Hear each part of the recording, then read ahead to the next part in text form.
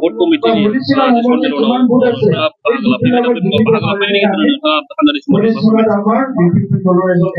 Sonitpur Biswanath Gopur Bini Borokra Boro Saitya Sabhani Songram Duलाराय Boro Faraयसा Afadनि Songram BLT ni Songram आरो NDP ni Songram Democratic Songram Gणतान्त्रिक Songram आरो अस्ट्रनि Songram गासिबावबो बाहागो लाफाबोनाय मोजां समनि आरो गाज्रि समनि बिथांमोनहा मोनसे नुबोनाय मानसि आरो सन्मुखीन जाबोनाय मानसि दा जि आसा लानानै जि दुख बेदना लानानै दङमोन बे जिल्लानि बर' फिसाफ्रा बावैसो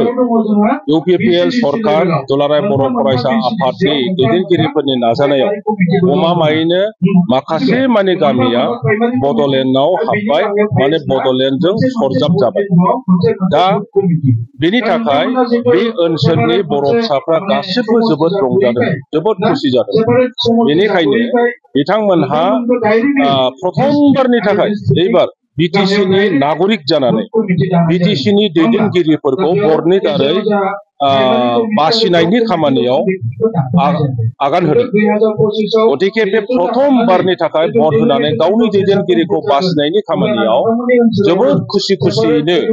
बे सनितपुर जिल्ला बिश्वनाथ जिल्ला आरो गबरनि बर' रायजो राजाफ्रा UPPL नि बिजाथिफोरनो भट होनानै देरहाहोनो थाखाय बयबो जानजि खाफ्रादों आं नुनानै खुसि जादों जे गमामायैनो बे जायगानि रायजो राजाफ्रा गावनि सुख दुखजों माने जड़ित थाबोनाय मानसिफ्रा दिनै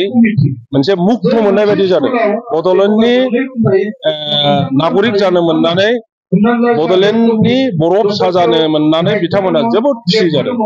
हानि जि समस्या दंमोन बे हानि समस्याखौ समाधान खालामनायनि जेहेतु क्षमतायाबो बड'लेण्डनि आखायावनो दङ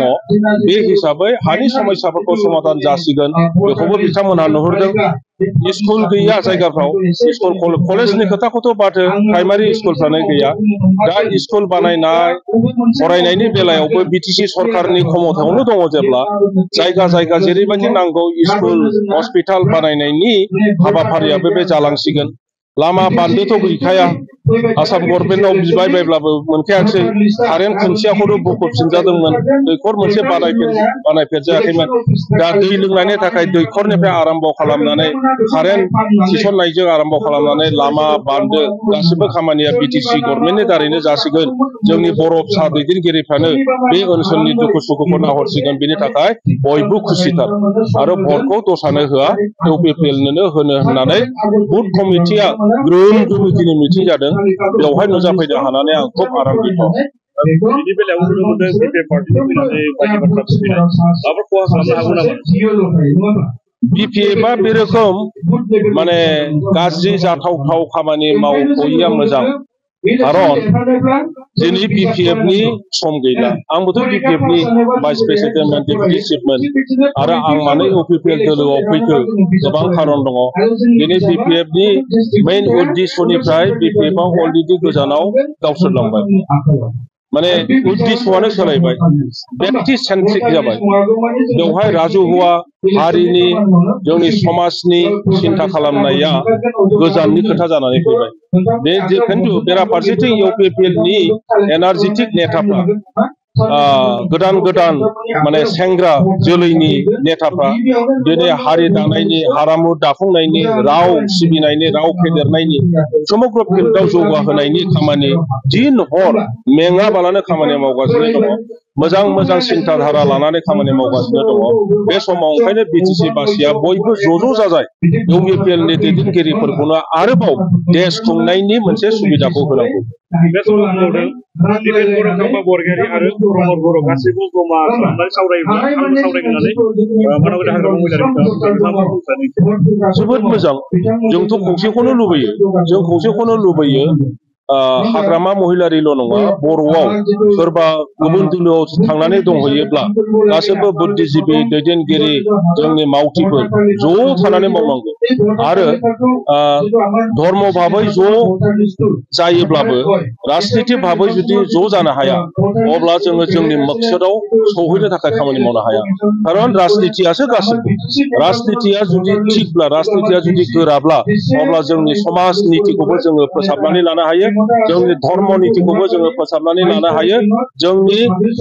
रांखान्थि नीतिखौबो जों बानायनानै लानो हायो राजखान्थियासो थिग जागोनांगौ ओंखायनो राजखान्थिनि नेताफ्रा जुदि ज' जायो जोबोद मोजां आङो बिथाङा बे रोखोम बुंदोंब्ला आङो माने अत्यासार मोजां गोसोजों आं बरायो मानोना दुलाराय बर' फरायसा आफादनि आफादगिरिया जेब्ला ज' जानायनि खोथा बुंदोंमोन BPFनि जानानै आंनो दैदेनदोंमोन जोङो रिहन दैमारि इमानुएल मुसाहारि रबिनसन मुसाहारि आरो रबिराम नार्जारि आरो आंनि दैदेननायावनो सावरायनाया जादोंमोन नाथाय जोंनि BPFनि दैदेनगिरि बिथाङा जोंनि सायावसो दाउट जानानै आंखौसो गोबां खोथा बाथ्रा बुंनायनि थाखाय बे खौसे जानायनि खामानिया आगोलाबालानो थाबथानानै थादों कमिटिनि सनमिलन हाबाफारि खुंदों दा बे भट कमिटिनि सनमिलन हाबाफारिया मा थासारियाव सोलिगासिनो दं सनितपुर जिल्ला UPPL हिसाबै खोब गोदान गिबियाव दा बेनिखायनो आङो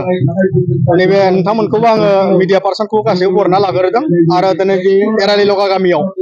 मोनसे जारिमिनारि जे मोनसे हाबाफारि होननानै जोङो बुंनांगोन दिनै UPPL जोनोम जानायनि उनाव दिनै 1 दानसो जाबाय सनितपुर जिल्ला हिसाबै UPPL हिसाबै दा बेवहाय जोङो बुथ कमिटिफोरखौ जोङो दाफुंनानै लाजोबनो हाबाय दा बेवहाय जोङो गासैबो बुथ कमिटिनि आफादगिरि नेहाथारि आरो सोद्रोमा बिथांमोनखौ लानानै गिबि खेब नैबे एरान लगा गामियाव जों जिरायदों दा देग्लाय सनितपुर जिल्लायाव गासै आनडिभाइडेड सनितपुर जिल्ला हिसाबै 60टा गामि हाबदोंमोन दा बेनिनो दिनै डिभाइडेड सनितपुर जिल्ला हिसाबै 18टा गामिया बिटिआरआव जिहेतु हाबदों फैबाय थानाय जि सेप्तेम्बराव जानो गोनां बा आगस्ट जि 5 उइकआव जि जानो गोनां 6 सिडुल जि इलेक्सन दा बै इलेक्सनाव जिखिनि गामि हाबबाय जों सनितपुरनिफ्राय 18टा गामि दा बिथाङा बै 18टा गामिनि जोंनि सुबुंफोरा जिहेतु भट होनो मोनगोन दा बिथांमोनखौ लानानै जोङो बिथांमोनजों जोङो फैबाय थानाय समाव सोरनो जोङो भटखौ मानो होनांगौ आरो सोरनो मानो होनांगौ दा गासै बाथ्राफोरखौ जों बेहाय सावरायदों आरो जोंनि भट जि UPPL हान्जाया बुथ कमिटिफोरखौ लानानै फैबाय थानाय समाव जोङो जि मावनो गोनां हाबाफारिफोर बेखौ लानानै बेहाय खुब मोजां भाबैनो जोङो बेहाय सावरायदों जे नोंथांमोना नैबे सनितपुर जिल्ला UPPL हिसाबै नोंथांमोननि थासारिया मा अबस्थायाव दं दायो दिनैथ' सनितपुर जिल्ला हिसाबै सनितपुर जिल्ला UPPL हिसाबै जोंनि थासारिया बिराद मोजां खारन दिनै जोङो UPPL हिसाबै जों गोदानबाबो जोंनि जि एक्टिभिटिस बिराद मोजां जादों आरो रायजो राजाफ्रा बिराद अनसायदों दा दिनै 100% रायजो राजा UPPL दङ होननानै जोङो सनितपुर जिल्ला UPPL जानानै बुंनो हायो